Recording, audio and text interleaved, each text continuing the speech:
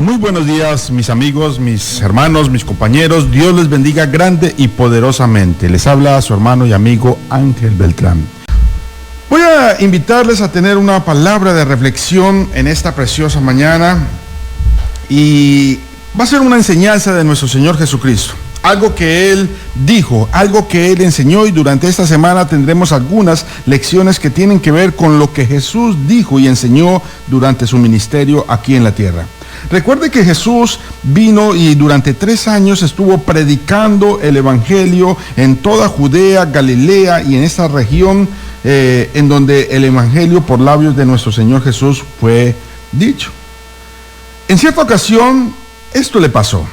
Evangelio según San Lucas, capítulo 18, versículo 18. Un hombre principal le preguntó, diciendo: Maestro bueno, ¿qué haré para heredar la vida eterna? Jesús le dijo: ¿por qué me llamas bueno? Ninguno hay bueno sino solo Dios.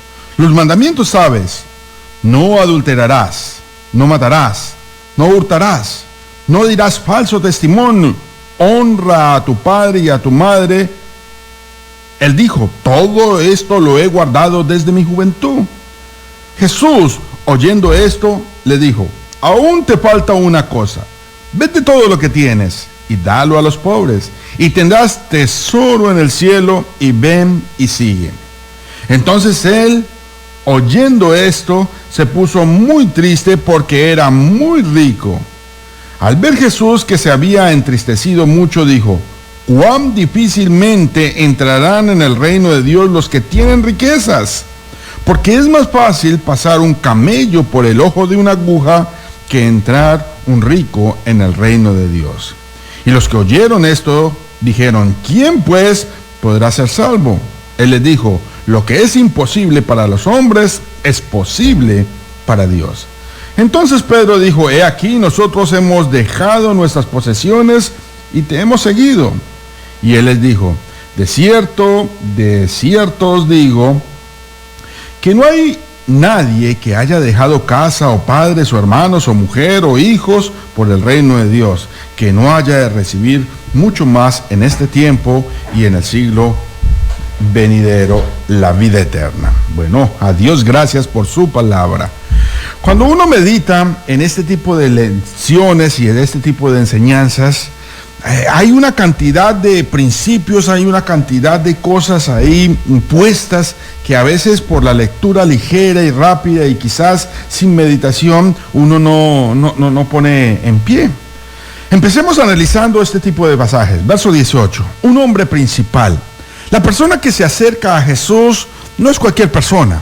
Entre la sociedad de los judíos habían personas principales como lo hay en las personas en la sociedad nuestra hoy en día. Estamos hablando de que quizás era alguien que pertenecía a la clase política, quizás era alguien que pertenecía a la clase social más alta, quizás eran los empresarios. Era un hombre principal, no era cualquier pelajustán, no era cualquier tipo de persona, no era cualquier aparecido, como diríamos en Colombia, no, era un hombre principal. Alguien que se destacaba en la sociedad porque un servicio especial hacía en la sociedad. Ese hombre reconocido, ese hombre con un estatus social alto, ese hombre que tenía una posición alta, le preguntó. Y este mismo pasaje está en Mateo y en Marcos dice que la manera en que él llegó a preguntarle fue que llegó y se arrodilló delante de Jesús. Imagínese, un hombre importante postrado ante Jesús. A veces nuestros títulos, a veces nuestra importancia, a veces lo que hemos conseguido en esta vida no nos permite humillarnos delante de Dios. Este hombre sí, principal y todo, llegó a los pies de Jesús, se postró ante el Maestro, se postró a preguntar y quizás hacer la pregunta más importante que cualquier otro ser humano pudo haber hecho. ¿Qué pregunta? Diciendo: Maestro bueno, ¿qué haré para heredar la vida eterna? Bueno, hace como una afirmación y después una pregunta. Primero afirma: Maestro bueno. Y después pregunta, ¿qué haré para heredar la vida eterna? Me imagino que como cualquier otro hombre principal, él estaba acostumbrado a que la gente viniera a halagarlo, a echarle cepillo, a exaltarlo. Él estaba acostumbrado quizás a que le hicieran una antesala, y por eso son las palabras que él mismo utiliza para nuestro Señor Jesús. Le dice y le llama maestro bueno. Los judíos eran bien delicados con la palabra bueno. Para ellos, solamente Dios es bueno. Los seres humanos no podemos ser buenos. Dios es bueno. Es lo que dice la palabra del Señor. Entonces llega este hombre principal postrado ante los pies, ante el Señor Jesucristo, de rodillas seguramente, y le dice maestro bueno, como para matizar, como para ayudar que a su petición realmente va a ser escuchada. Es como cuando necesita uno un favor del alcalde, cuando uno necesita un favor de un ministro, cuando uno necesita un favor de un servidor social, uno le llega y le dice, oiga, usted sí que es bueno, usted es que tan agradable, oiga, qué bueno hablar con usted, ¿usted me podía hacer tal favor? Algo así está pasando en esta escena. Él llega matizando la conversación, exaltando y dándole cierto estatus a nuestro Señor Jesús, con tal de que le responda la pregunta de preguntas, pregunta que indudablemente lo pondría a pensar a él y debe hacernos poner a pensar a nosotros. ¿Qué haré para heredar la vida eterna? ¿Qué le preguntaría a uno a quien lo sabe todo? Siempre me he puesto a pensar en esta escena, si yo estuviese en las sandalias de este hombre principal, ¿qué le hubiese preguntado a Jesús? Alguna vez en mis estudios personales, en las casas, en los hogares, hice esa pregunta, ¿usted qué le hubiera preguntado? Y una señora me contestó con cierta importancia, me dijo, vea, yo le hubiera preguntado, ¿cuál es la mugrosa con la cual está saliendo mi marido? Obviamente Jesús lo sabe todo, lo entiende todo, eso también lo sabría Jesús, pero ese no es el interés principal de este hombre. Preguntó algo más importante que eso, la salvación de su alma. Otra persona me afirmó durante esa misma pregunta, cuando yo les dije, bueno, ¿usted qué hubiese preguntado al maestro? Y alguien me dijo, mira, yo hubiera preguntado, ¿cuál es el número de la lotería? La que va a caer el viernes. Estoy seguro que si Jesús me lo dice, sería millonario. Obviamente Jesús lo sabe todo. Él entiende lo que va a caer el viernes, el jueves, el sábado. Él sabe lo que es mejor y que quizás no es tan bueno para nosotros. Pero ese no es el interés de Jesús. No es un interés económico, no es un interés personal, quizás no es un interés particular de cada uno de nosotros. La pregunta está bien acertada. Una pregunta que nos incluye a todos. ¿Qué haré para heredar la vida eterna? ¿Qué preguntaría usted? Después de mucho meditarlo, quizás la más acertada pregunta que podríamos hacer es ¿qué tenemos que hacer? ¿Qué tenemos que hacer para heredar la vida eterna? Para estar seguros de la salvación. Puede ser que usted no crea en la salvación, puede ser que a usted le parezca que esto es un cuento de hadas, puede ser que a usted le parezca que esto es un cuento chino, o quizás es un cuento de los abuelos, pero la salvación está de por medio. La salvación es algo de lo que habla la Biblia de pasta a pasta. Es lo que vino a predicar Jesucristo, es lo que vino a hablar. Y a usted y a mí nos esperan una eternidad al lado del Señor Jesucristo o apartado de Él, la cual nos sería agradable. Este hombre principal, este hombre importante, este hombre con un corazón humilde llega y se postra y hace lo posible para preguntar quizás lo más importante acerca de la vida eterna. Jesús tiene una manera particular de responder. Versículos 19 y 20. Jesús, siempre que lo vemos en la Biblia, responde de una manera particular. Parece que el maestro tenía un carácter bien especial. Verso 19. Jesús le dijo, ¿por qué me llamas bueno? Recuerda que este hombre principal le había hecho esa pregunta de la salvación matizada o maquillada con esa exaltación previa a la personalidad de Jesús. Y Jesús inmediatamente le responde: ¿por qué me llamas bueno? ¿Quieres hablar de bondad? ¿Quieres hablar de justicia? ¿Vienes ante mí a decirme que soy bueno? ¿Qué es lo que estás buscando? ¿Vienes a hablar de bondad? Pues vamos a hablar de bondad. ¿Por qué me llamas bueno? Ninguno es bueno sino solo Dios. Si parece que fuera un regaño, parece que fuera una manera tácita, directa y frentera de responder, como usted viene aquí a darme a mí como contentillo, a darme a mí como una salamería. ¿Y por qué lo haces? Bueno, verso 20. Jesús inmediatamente le contesta la pregunta que él vino a hacer. Los mandamientos sabes: no adulterarás, no matarás, no hurtarás, no dirás falso testimonio, honra a tu padre y a tu madre. Él dijo: todo esto lo he guardado desde mi juventud. Me encanta esta parte. Jesús empieza a citar los mandamientos. Honra a tu padre, honra a tu madre. Éxodo 20, lo que está en el Antiguo Testamento, los 10 mandamientos, lo que hemos aprendido desde que nos enseñaron el catecismo, lo que hemos aprendido desde que quizás alguna vez fuimos católicos, asistimos y presenciamos todo lo que tenía que ver con la primera comunión. Ahí aprendimos los 10 mandamientos. Mira lo que dice: no adulterarás, no matarás, no hurtarás, no dirás falso testimonio, honra a tu padre y a tu madre. Qué curioso que Jesús esté hablando de los mandamientos que tienen que ver con el prójimo. Cuando usted hace una lista de los 10 mandamientos, algunos mandamientos tienen que ver con Dios, directamente con Dios. No te postrarás ante dioses ajenos. Honra al Señor, amarás al Señor tu Dios con todo tu corazón. Mandamientos que son directamente con Dios, pero los mandamientos que Jesús le cita son mandamientos que tienen que ver con el prójimo, con la ayuda al prójimo, con lo que tiene que ver con nuestro prójimo, nuestro hermano, nuestro amigo, nuestro familiar, nuestro pariente. Esos son los mandamientos que Jesús le está citando. Y lo más increíble es cómo él responde. Él dijo: todo esto lo he guardado desde mi juventud. ¿Desde cuándo?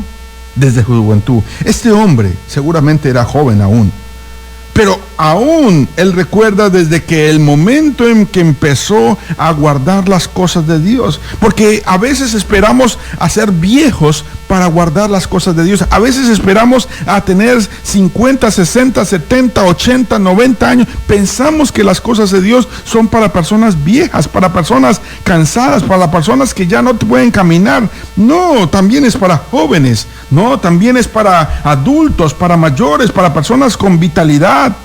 La palabra de Dios es para ser guardada desde el momento en que es escuchada. Si usted la está escuchando hoy, comprométase con el Señor a guardarla, a guardar lo que el Señor le está pidiendo desde su palabra.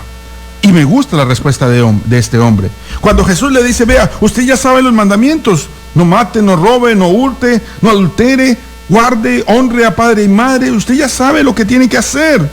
Y él le responde y le contrarresponde directamente al Señor Jesús: todo lo he guardado desde mi juventud. Otra vez vuelvo y medito: ¿qué tal si yo estuviese ahí?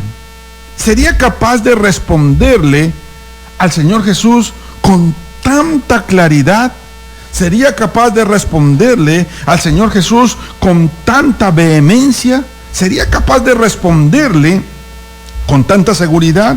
Todo lo he guardado desde mi juventud. Si yo hago una introspección en mi vida, uno no puede responder eso con tanta seguridad. Todo lo he guardado. Uno sabe que le hace falta guardar cosas.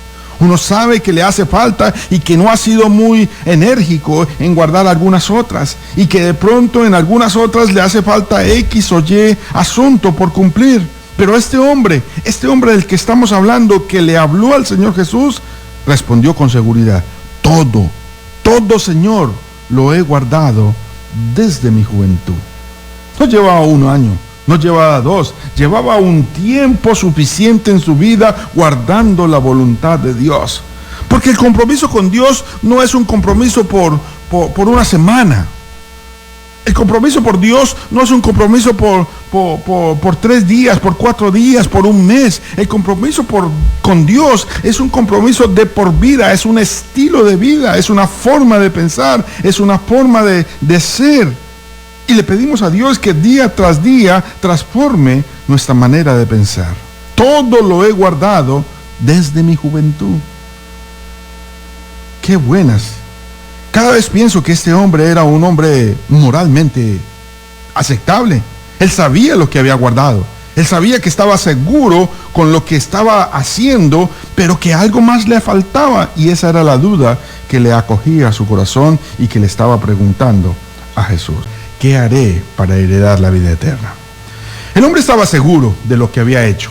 El hombre estaba seguro de lo que había guardado. De su pasado estaba seguro.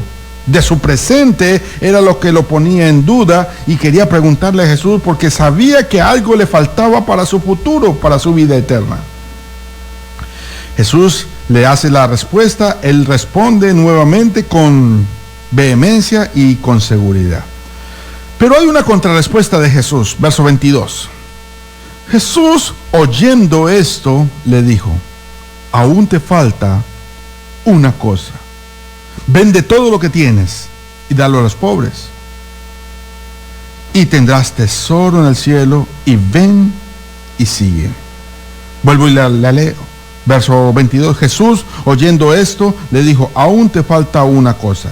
Vende todo lo que tienes y dalo a los pobres y tendrás tesoro en el cielo y ven y sígueme. Las respuestas de Jesús son bien particulares. Jesús, al ver a este hombre con tanta seguridad responder que era una persona que agradaba a Dios, que era una buena persona, que era una persona que cumplía los mandamientos, Jesús le dice con cierta perspicacia, aún te falta una cosa.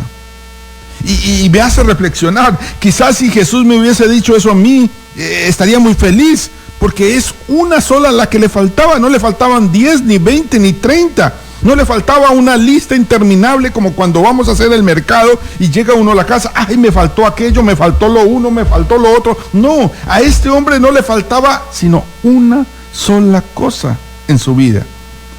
Era una persona en un estándar espiritual perfecto, prácticamente le faltaba una sola cosa. Jesús le dijo, y Jesús lo sabe todo, Jesús lo entiende todo, Jesús es Dios. Siendo Dios, le dice, te falta una sola cosa. ¿Cuántas cosas te falta a ti en la vida? Vuelvo y reconozco que a pesar que he entregado mi vida al Señor hace bastantes años, aún me falta, y no solamente una, varias cosas. Aún debo trabajar en muchas cosas, en muchas partes en mi vida. Estoy luchando día tras día para que Dios me ayude a transformar mi manera de ser y de pensar, pero reconozco que aún me falta, y no solamente una, sino varias. A este hombre del que hablamos en la Biblia, aquí en la Biblia en esta mañana, le faltaba una sola cosa. Una sola cosa. Y Jesús le responde de esa manera particular, te falta una cosa, y sin embargo le dice que hiciera varias cosas. Vuelvo y le leo. Jesús, oyendo esto, le dijo, aún te falta una cosa. Vende todo lo que tienes y dalo a los pobres, y tendrás tesoro en el cielo, y ven y sígueme. Si usted nota, hay 4 cosas que son las que debe hacer. Vende, reparte, ven y sígueme. 4 acciones. Hay una sola cosa que está detrás de esas 4 acciones. Había algo en su vida, una parte, había algo en su vida, un sector en su corazón que tenía que ser mejorado. Era lo único que le faltaba, pero ese sector tenía, por ejemplo, 4 campos de acción. Anda, vende todo lo que tienes. ¿Qué se necesita para uno vender todo lo que tienes? Vender las cosas es un complique. Cuando estás apegado a las cosas, como en el caso mío, tengo un carro y voy a venderlo y yo quiero que me den, si es posible, el mismo precio que lo compré, o si es mejor, me den un poco más de lo que lo compré. Pero no considero que ese carro, esa moto, No considero que ese televisor o ese artículo ya está usado, ya está desgastado, quizás no funciona igual a como cuando lo compré. Sin embargo, mi sentido de apego a las cosas me impide desprenderme de esa. ¿Por qué? Porque confío en esa. Confío en ese tipo de cosas materiales que he conseguido durante mucho tiempo. Y cuando mi confianza está puesta en lo que yo tengo, en lo que yo he conseguido, no puedo seguir al Maestro. Necesito sacrificar ese tipo de cosas. Si bien son una bendición de parte de Dios, el tenerlas, el no tenerlas no sería una maldición. Sería entender que somos y dependemos absolutamente de Dios. Parece que a este hombre le pasaba eso. Estaba apegado a las cosas materiales. Estaba apegado a las cosas que en él representaban. Vender ese tipo de cosas es un complique. Especialmente en mi vida me pasa. Aún peor, anda, vende todo lo que tienes y dalo a los pobres. Oiga, cuando uno da algo, uno usualmente mide lo que va a dar. En la calle, cuando uno visita Guayaquil, Quito, cuando uno visita Colombia, está inundado de personas que piden en la calle. Y lo que primero que saca uno es cualquier moneda que tiene ahí atravesada, cualquier centavo, cualquier monedita sueltas, y les da eso. Pero déjeme decirle que eso no es dar. Eso es una limosna. Dar va mucho más allá. Dar es cuando tú sacas de tu propio presupuesto, de lo que te va a hacer falta, quizás del mercado, quizás del arriendo, del pagar de los servicios, que tú dices, bueno, caramba, si yo doy estos $20, si yo doy estos $10, si yo doy este dinero, me va a hacer falta. Pero aún así quiero darlo para compartir con el que tiene necesidad. Es lo que la Biblia enseña. Vaya, repártalo. A veces nuestra generosidad no es suficiente. A veces nuestra generosidad se limita a lo que hace todo el mundo en esta temporada, que reúne de pronto a los viejitos, que reúne de pronto a los indigentes, que reúne pronto y les da una cena, y ya pensamos que con una cena se arregló la vida de ellos.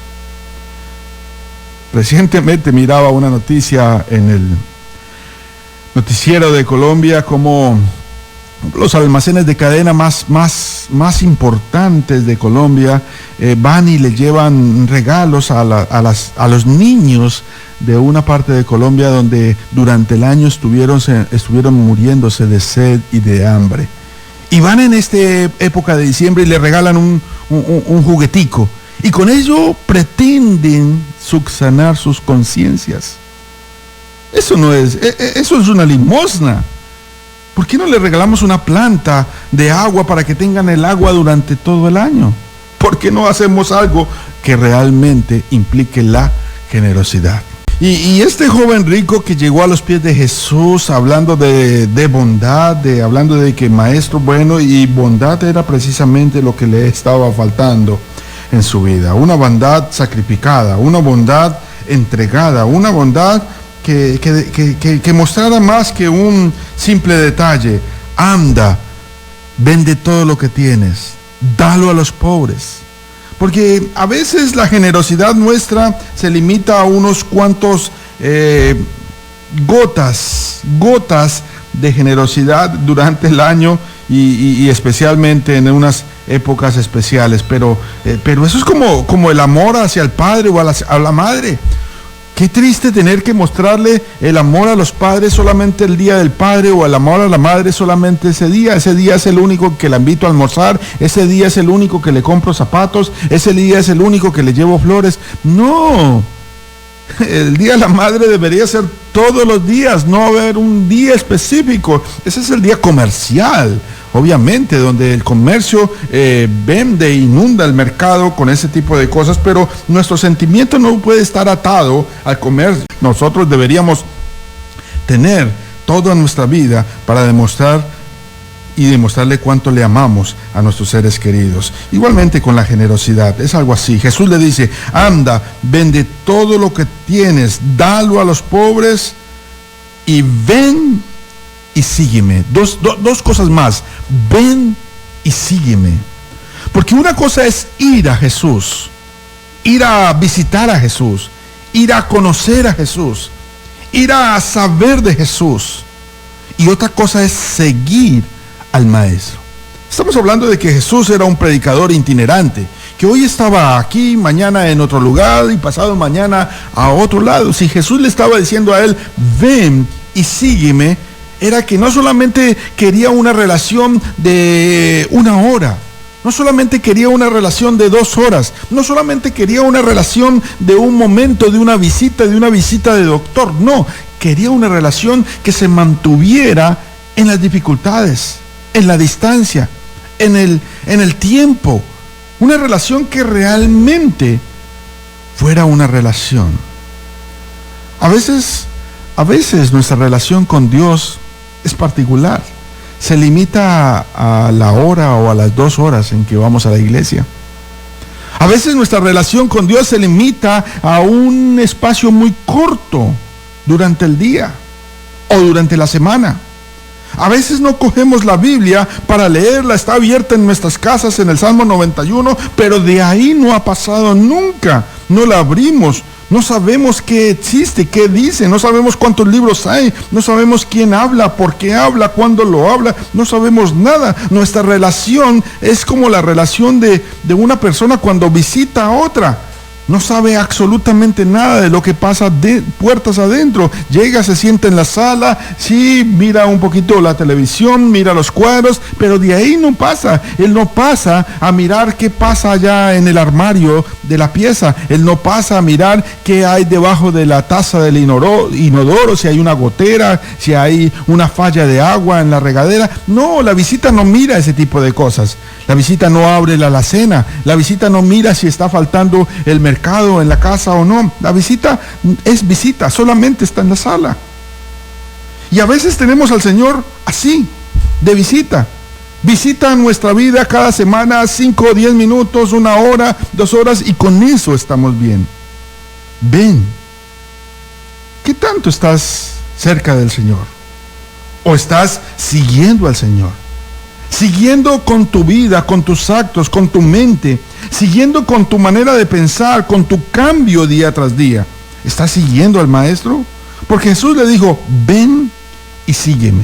En otras palabras, le está diciendo, vea, despréndase de lo que usted confía y venga y confíe en mí. ¿En qué confía usted? ¿En quién confía usted? Verso 23, sigue la conversación. Recordemos que estamos leyendo Lucas, Evangelio según San Lucas, capítulo 18, verso 23. Ahí vamos en las lecturas. Entonces él, este joven rico, oyendo esto, se puso muy triste, porque era muy rico. Seguramente le dolió. Seguramente no aprendió nada de lo que Jesús le estaba diciendo, porque estaba más enfocado en sus cosas materiales. Se puso triste, se entristeció tremendamente porque Jesús le dijo que tenía que vender, Jesús le dijo que tenía que regalarlo a los pobres, que tenía que dejar su trabajo y fuera de eso seguirlo a él. Se puso triste, pero quizás no está entendiendo que lo que Jesús le estaba diciendo es que había un sentimiento que lo estaba frenando en su salvación, y ese sentimiento a confiar en las cosas materiales, ese sentimiento a no entregarse, a no sacrificarse, porque para cualquier cosa que Jesús le estaba diciendo necesitaba sacrificio para vender lo que él tenía, sacrificio para darle a los pobres lo que realmente necesitaban, sacrificio para seguir al Maestro. Necesitaba sacrificar muchas cosas en su vida, y eso era lo que Jesús le estaba pidiendo. A veces nuestra religión no tiene la más mínima chispa de sacrificio. Debemos cuestionar qué tanto estamos siguiendo al Maestro. Verso 24. Al ver Jesús que se había entristecido mucho, dijo, ¿cuán difícilmente entrarán en el reino de Dios los que tienen riquezas? Creo que Marcos dice, ¿cuán difícilmente entrarán en el reino de Dios los que confían en sus riquezas?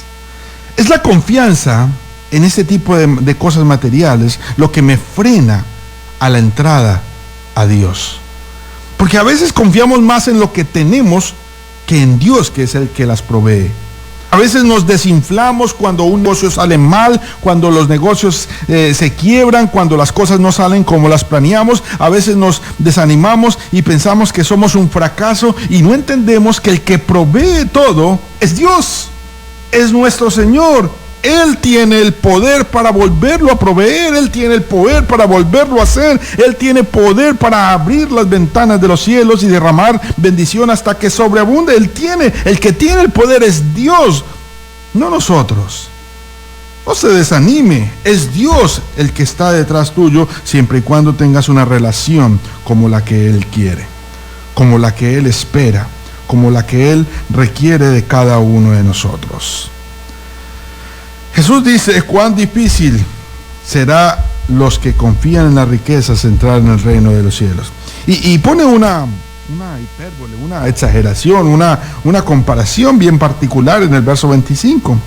Porque es más fácil pasar un camello por el ojo de una aguja que entrar un rico en el reino de los cielos. La mayoría de personas, cuando leen este pasaje, dicen esto es imposible de entender. ¿Cómo es posible que un camello pase por el ojo de una aguja?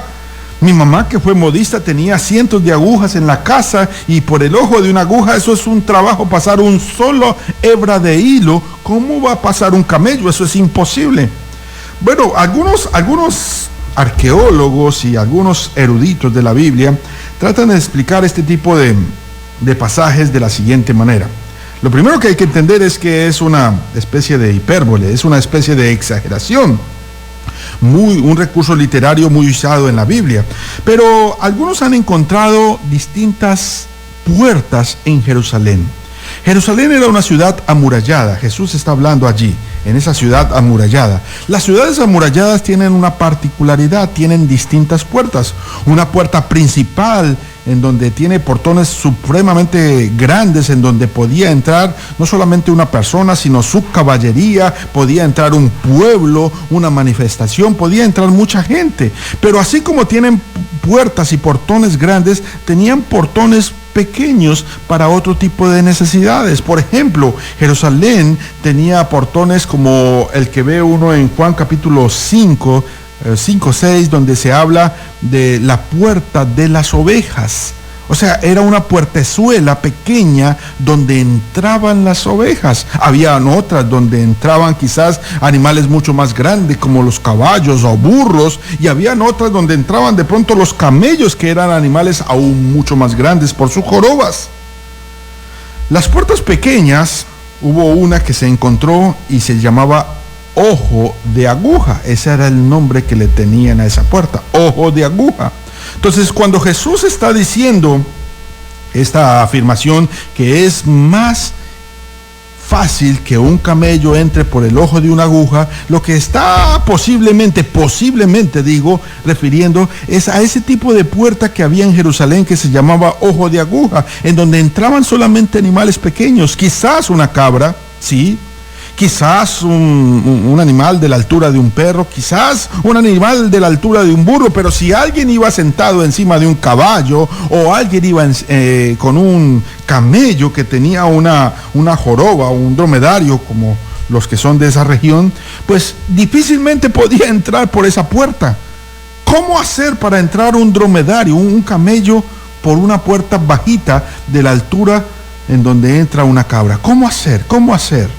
Si uno se pone a pensar, diría uno, bueno, lo que debería hacer es quizás acostar el camello, arrodillarlo, porque los camellos se arrodillan, y después de arrodillarlo, quizás empezar a empujarlo entre 2, 3, 4, 5 personas, y seguramente trataría uno de entrarle, le entra la cabeza, pero al llegar a la mitad, la joroba no lo dejaría entrar. Le estorbaría una y otra vez. Sería la joroba un estorbo para entrar por esa puerta angosta, por esa puerta pequeña, por esa puerta limitada. Quisiera sacar una reflexión de ese tipo de cosas. Independientemente si Jesús está utilizando una alegoría, o si la alegoría realmente se refiere a una puerta en Jerusalén, a veces nosotros somos como camellos. A veces estamos cargados de cosas en nuestra vida que no nos permite entrar al reino de los cielos. Y la puerta al reino de los cielos es angosta, estrecha. Estrecha es la puerta que lleva a la salvación, dice la palabra. Y a veces nuestras jorobas nos impiden entrar en esa puerta de bendición. A veces es cargas que tenemos ahí encima. A veces es la confianza desmedida en lo que hemos conseguido. A veces es el apego a las cosas materiales. A veces es la falta de misericordia cuando la gente realmente necesita de nuestra ayuda y nosotros no lo hacemos. A veces es la falta de tiempo que tenemos para dedicarle a las cosas de Dios, lo que nos impide en entrar en el reino de Dios. Obviamente este joven tenía una joroba grandísima. Tenía una joroba de 3 fases. Estaba apegado a las cosas terrenales. Estaba apegado a lo que había conseguido. Tenía una falta de misericordia tremenda y no tenía tiempo para seguir al maestro. ¿Cómo está su joroba? ¿Qué tan grande es su joroba? ¿Qué tan inmensa es su joroba? Leí hace poco acerca de los camellos.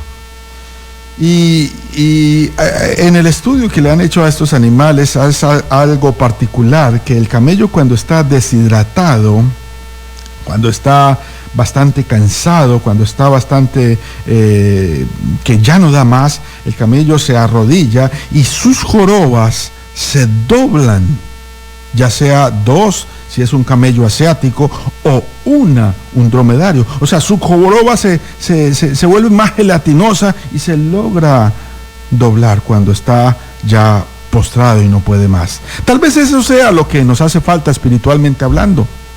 Si somos camellos espirituales, quizás necesitamos rendirnos al Señor. Quizás necesitamos decirle: Señor, no podemos más con este estilo de vida que llevo, no puedo más con esta manera de ser que tengo, ayúdame a cambiar, quiero mejorar para la honra y gloria tuya, Señor. Quiero cambiar mi manera de ser y de pensar. ¿Cuántas jorobas tienes tú? Los que oyeron esto dijeron: ¿quién pues podrá ser salvo? Y Jesús les responde: lo que es imposible para los hombres es posible para Dios. Recuerde que está usted hablando con Dios, con el que todo es posible. Dios puede hacer cambios en tu vida. Para Él es completamente posible. Para Él no es imposible. Para ti puede ser imposible. Para la sociedad de alcohólicos anónimos puede ser difícil. Para tus amigos puede ser aún más complicado, para tu esposa puede ser difícil cambiarte, pero para Dios no es imposible. Lo que es imposible para los hombres es posible para Dios. Entrega tu vida en las manos de Dios. Vamos a finalizar con esos 3 últimos versículos, versículos 28, 29 y 30. Entonces Pedro dijo: he aquí, nosotros hemos dejado nuestras posesiones y te hemos seguido. Y bien particular que lo dijo Pedro, porque Pedro era una persona casada, según lo que dice la Biblia, y quizás en otra oportunidad lo estudiamos. Entonces Pedro dijo: hemos dejado nuestras posesiones y te hemos seguido. Bueno, Pedro era un pescador, no tenía mucho, pero lo había dejado. Porque a veces, a pesar de que tenemos poco, somos apegados a lo poco que tenemos. Se habla de Pedro como el dueño de una barca, se habla de Pedro como el dueño de unas redes, se habla de Pedro como tenía un trabajo de pescador. Y aún así lo dejó y siguió al maestro. Él les dijo: de cierto os digo que no hay nadie que haya dejado casa o padres o hermanos o mujer o hijos o por el reino de Dios que no haya de recibir mucho más en este tiempo y en el siglo venidero la vida eterna. Dejar padres, hermanos, mujer, hijos. No estoy hablando de que nos divorciemos, de que abandonemos a nuestros hijos, de que olvidemos a nuestros padres. No, está hablando de que a veces tu relación con Dios no va a encajar bien en tu familia. Porque pasa, ha habido bastantes casos, ha habido bastantes situaciones en donde la gente intenta ir a las cosas de Dios, intenta ir a buscar de Dios, pero los mayores opositores están desafortunadamente en la propia casa. en donde a veces prefieren verlo a uno borracho, a veces prefieren verlo a uno, como dice la canción, todo vomitado y descachalandrado y de pronto vuelto a una miseria, que no en las cosas de Dios, porque usted lo ven con una Biblia y empiezan, ya se volvió fanático, ya se volvió religioso, véalo, el pastor, claro, y empiezan a hacerle ese bullying espiritual, hacerle esa tragicomedia que le arman a uno y que hacen que precisamente las personas a veces se apartan de ello.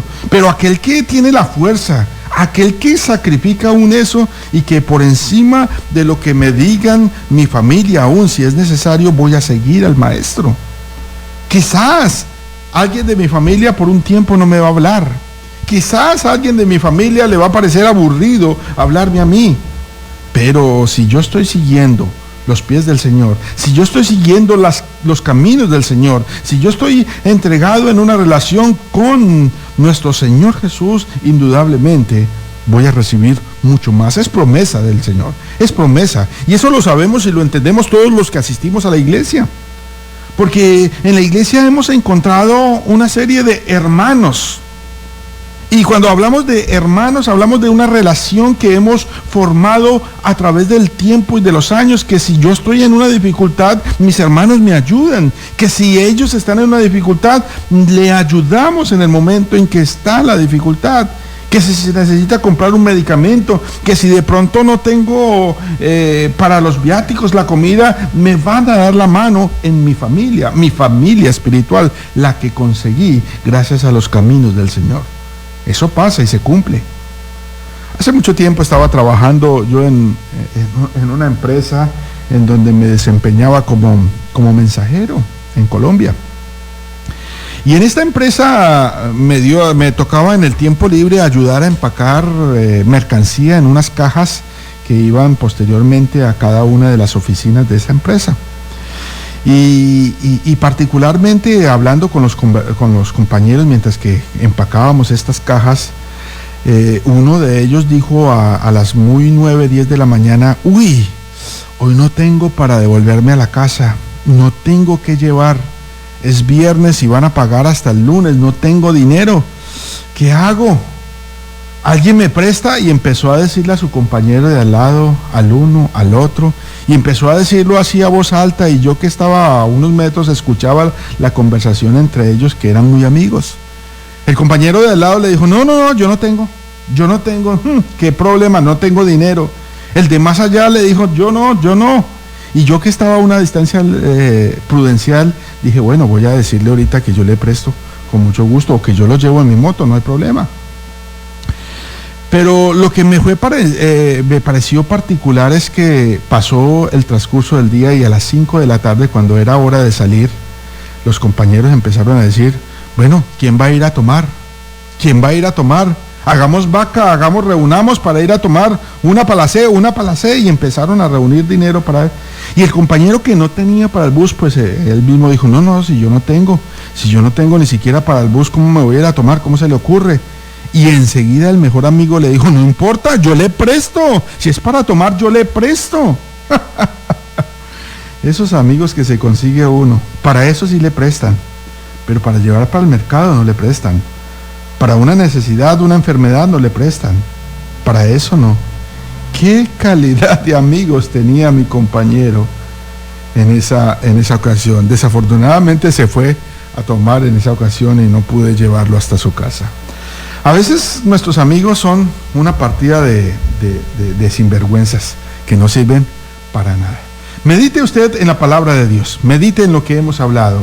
Hoy hemos hablado de cosas importantes, de mensajes que trascienden el alma, que llegan hasta lo más profundo de nuestro corazón, y es la palabra que se ha hablado hoy, la palabra de Dios. Gracias por estar en este programa, Un Tiempo con la Palabra de Dios. Lo invitamos de lunes a viernes a que medite con nosotros, a que nos acompañe, a que reflexione, a que se una en este programa, su programa a través de Antena Nueva, Un Tiempo con la Palabra de Dios. Si usted tiene dudas, conéctese con nosotros. Mi nombre es Ángel Beltrán. Mi número telefónico es 095 99 51 722. 095 99 51 722. Soy evangelista, predicador de la Iglesia de Cristo que se reúne aquí en la avenida Baltra con Genovesa. Días de adoración el día domingo.